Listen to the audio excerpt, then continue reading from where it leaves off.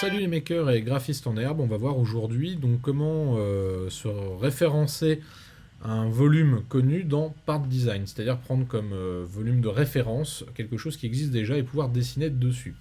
Alors pour ça je vais aller dans Part Design, voilà, je vais créer ici avant tout un nouveau document, je vais créer un corps, voilà, et une nouvelle esquisse sur le plan XZ.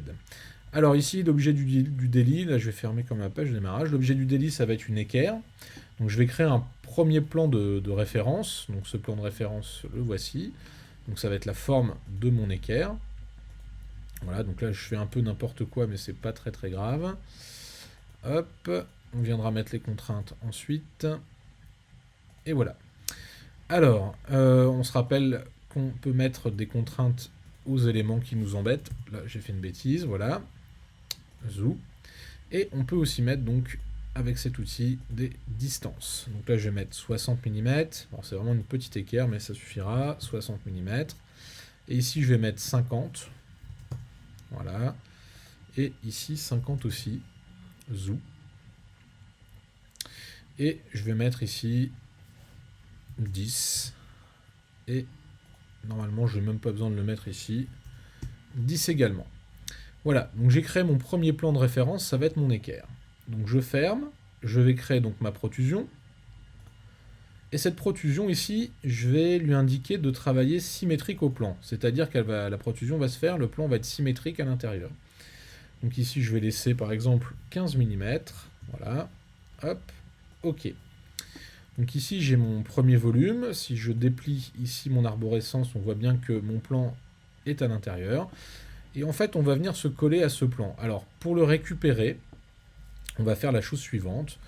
Je vais créer une nouvelle esquisse, voilà, et je vais me mettre sur le même plan. Zou. Ok. Alors, ce qui m'intéresse, c'est de créer maintenant avec cet outil-ci, vous voyez, qui est le Sketcher External Geometry Action.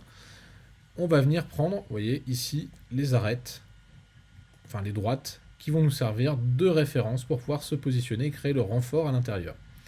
Alors, une fois que c'est fait, eh ben, je vais prendre mon outil ligne, je vais créer ici le renfort, tout bêtement. Voilà, je vais créer un renfort avec une géométrie qui n'a pas de contrainte volontairement. Qu'est-ce que je vais faire? Maintenant, je vais contraindre mon point ici à aller sur celui-ci, et je vais prendre ce point-ci pour aller se contraindre ici, et pareil pour celui-ci, aller ici. Donc du coup mon plan, vous voyez ici c'est bien mis sur l'autre, voilà. Donc là la symétrie, j'ai plus qu'à faire une protrusion, donc je vais fermer, et je vais faire une protrusion symétrique au plan, et un peu plus petite, voilà, donc là je vais dire par exemple 8 mm, ok, à l'intérieur. Et là du coup j'ai pu créer mon renfort, alors je peux désactiver mon sketch ici, voilà. J'ai créé mon renfort très simplement, et cet outil va nous permettre comme ça de venir travailler des objets, en tout cas affiner nos conceptions. Donc c'est un outil qu'il faut connaître puisqu'il est quand même très pratique, et du coup ça va vous aider pour résoudre des problèmes de conception. Et bien moi je vous dis à très bientôt pour des nouveaux tutos sur FreeCAD, et si vous avez apprécié mettez un petit pouce bleu, et si vous voulez nous suivre vous pouvez vous abonner, et moi je vous dis à très bientôt.